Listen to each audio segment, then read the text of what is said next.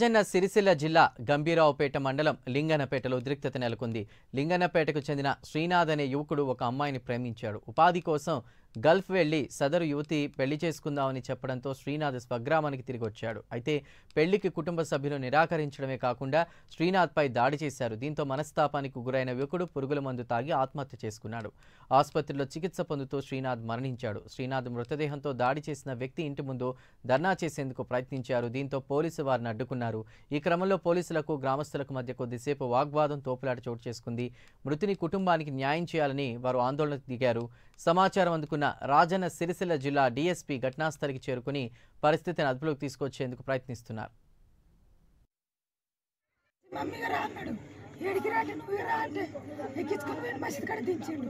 దించి ఫోన్ చేసిండు వాళ్ళకు ఏమైనా అమ్మ వాళ్ళని తోలుకొని రమ్మంటివి నేను మా వాళ్ళని తోలుకొని వచ్చిన నువ్వు రా అంటే నువ్వు రమ్మన్నప్పుడు వస్తున్నారా రేపు మాట్లాడదాం పోరా అంటే రేపు కాదు ఎలా మాట్లాడదామని నాకు కొడుకు అన్నాడు.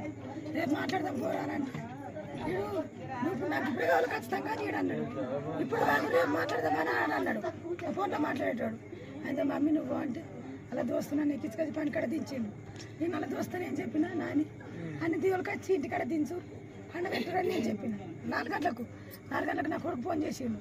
మమ్మీ తమ్ముడు మళ్ళీ లొల్లి ఎత్తుండట అని అంటే ఏడ ఎత్తుండ్రు అని అంటే సోమగారి దగ్గరికి పోయి లొల్లి చేసుకుంటారట ఇద్దరు అని అంటే మరి ఇప్పుడు ఏడున్నారు అట్లా అంటే లొల్లి అవుతుందట అని అంటే నేను ఫోన్ కల్పిస్తాను నువ్వు మాట్లాడంటే నేను ఫోన్ కల్పించిండు.